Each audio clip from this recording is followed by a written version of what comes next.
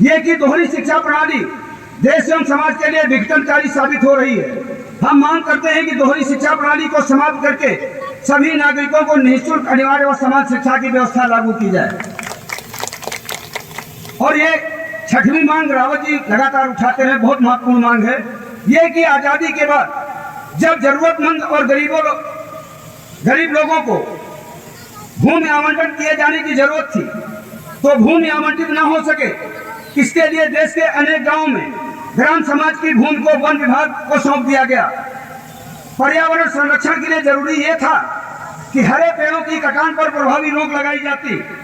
One क्षेत्रों में लाभकारी व फलदायी पेड़ों की कटान तो रोकी नहीं जा सकी। वन विभाग को सौंपी गई ग्राम समाज की जमीनों पर सिर्फ कटीले बबूल लगाए गए, जो किसानों की फसलों को नुकसान करने वाले नील गायों जैसे जानवरों की शरण स्थली बन गए।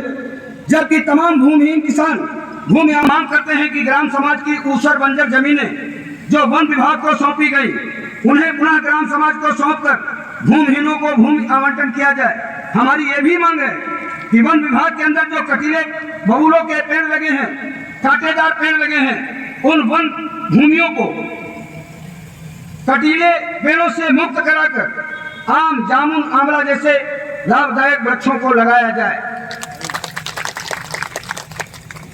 ये कि भारतीय संविधान में सभी नागरिकों के मौलिक अधिकारों तथा जीवन के संरक्षण का दायित्व सरकार का है। हम मांग करते हैं कि पीड़ितों को शासकीय सहायता का पारदर्शी कानून बनाया जाए। अगर कोई मरा है तो कहीं 30 लाख, कहीं 5 लाख नहीं, एक जैसा कानून होना चाहिए। ये कि अनुसूचित जाति जनजाति अत्याचार प्रतिषेध अधिनियम में प्रावधान है कि बिना पूर्व जांच के, और माननीय मंत्री जी आप ही लोगों ने ये सब कराया है, SC/ST एक्ट को सुप्रीम कोर्ट ने खत्म कर दिया था। आप लोगों ने, रामविलास पासवान जी ने बड़ी मेहनत किया तो खुद से लागू हुआ, लेकिन पालन नहीं हो रहा है। एक बात बहुत महत्वपूर्ण है, यह कि अनुसूचित जाति जनजाति अत्याचार प्रतिषेध अधिनियम में प्रावधान है कि बिना पूर्व जांच के पीड़ित की प्रथम सूचना रिपोर्ट दर्ज की जाएगी। रिपोर्ट दर्ज करने में विफल रहने वाले थाना प्रभारियों के खिलाफ धारा 4 में दंड का प्राविधान है, लेकिन थाना प्रभारियों के विरुद्ध दंडात्मक कार्यवाही किसी एक मामले में भी अब तक नहीं की जा सकी। हम मांग करते हैं कि अनुसूचित जाति जनजाति अत्याचार प्रतिषेध अधिनियम व नियमावली का अच्छा सा पालन सुनिश्चित किया जाए। माननीय प्रधानमंत्री जी, आप लोकतंत्र के सबसे महत्वपूर्ण स्तंभ विधायिका के सर्वोच्च पद पर आसीन हैं। हम लोग ये मांग करते हैं, आशा करते हैं कि माननीय मंत्री महोदय के द्वारा जो ये मांग पत्र आपको पहुंचेगा, आप उस पर प्रभावी कार्यवाही करेंगे। माननीय मंत्री रावत जी और मेरा दोनों लोग हाथ लगा